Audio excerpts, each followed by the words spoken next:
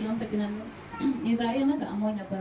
ከዛ እርጉዝ ነሽ ተብዬ ሆስፒታል ሄጄ ነበረ። ከዛ በኋላ አንዱ እርጉዝ ላይ አንዱ ደግሞ አይደለም ይሄ ላንቺ አይሆንም አሉ። ከዛ ታስወልጃለሽ አሉ። ከዛ እኔ ይሄን ላይ ኃይል የለኝም፣ የሰጠኝ ፈቃድ ነው። ስለዚህ የእሱ ፍቃድ ከሆነ ይውረድ፣ የእሱ ፍቃድ ካልሆነ ደግሞ ይሄ ይወለዳል ብዬ ከዛ ሆስፒታል ሄድኩኝ። አይሆንልሽም አሉኝ። ከዛ እሱ ላይ ደግሞ ደም የለሽም፣ ሶታ ላይ ያለሽ ኦፕራሽን ትሆኛለሽ፣ ለመኖርሽ ራሱ አሉ። ከዛም በኋላ እኔ ደግሞ አይሆንም ወደ ዮሐንስ ሄጄ የእሱ ፍቃድ ከሆነ ይውረድ፣ እሱ ይሄ ያንቺ ነው ያለኝ ይስጠኝ፣ ያንቺ ያላለ ደግሞ ይቅር ብዬ ወደዚህ መጣሁ።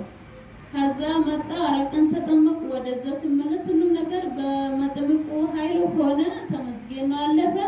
አሁን ደግሞ እሱ ላንቺ አይሆንም ያለ ሄዳ አንቺ ይሆንልሻል ያለ ደግሞ ያው ተሰጠልኝ።